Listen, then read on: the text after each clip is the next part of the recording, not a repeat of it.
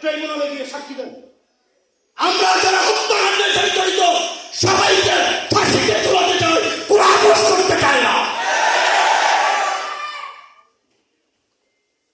হেফাজতে ইসলামের অনেকে আমাকে জিলানি ভাই বললেন, আমরা মানুষ আমাদের কর্মীদের প্রশ্নের উত্তর দিতে পারি না।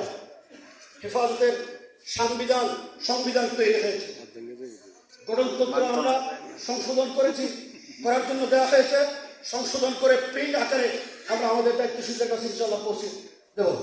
হেফাজত গণতান্ত্রিক সিস্টেমে চলবে। আল্লামা জুনাইদ বাবুনগরী, আল্লামা আহমদ শফি, আল্লামা নুর হোসেন কাসেমী রাহমাতুল্লাহি আলাইহি যে স্বপ্ন ছিল, আমরা ইনশাআল্লাহুল আজিজ আল্লাহর এই জমিনে আয়ে ওনাদের স্বপ্ন বাস্তবায়ন করব। রাজি আছেন? রাজি আছেন? হেফাজতে ইসলামের কাজ কি? আল্লামা আহমদ শফি রাহমাতুল্লাহি আলাইহি তিনি, আমরা যখন শুরু করি, তিনি আমাদেরকে বললেন, তোমরা লেখো হেফাজতের পেটে একটি অরাজনৈতিক আধ্যাত্মিক ইসলাম হিসেবে।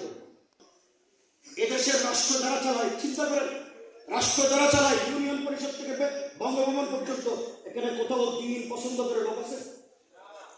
উপরে উপরে আলেমদের সাথে সম্পর্ক রাখলেও তলে তলে ইহুদি এবং খ্রিস্টানদের দ্বারা। সুতরাং রাষ্ট্র যারা চালায়, আমার দেশের স্কুল কলেজ ইউনিভার্সিটি থেকে যারা ফারেক শুধা আমাদের সন্তানরা, তাদেরকে দিনের উপর চলার জন্য দাওয়াতি ফিকির নিয়ে ইসবাতি প্রক্রিয়াতে আমাদেরকে আগাইতে হবে।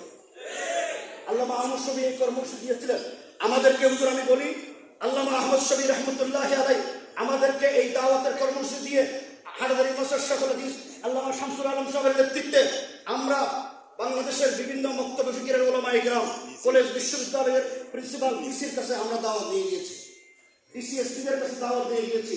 কারণ হেফাজতে ইসলাম শুধু আলেমদের, ইসলামের হেফাজত আলেমদের দায়িত্ব নয়, সমস্ত উম্মতে মুহাম্মদের দায়িত্ব। সুতরাং যারা রাষ্ট্র চালাবে ফাসেক, ফুটকার, বেঈমান,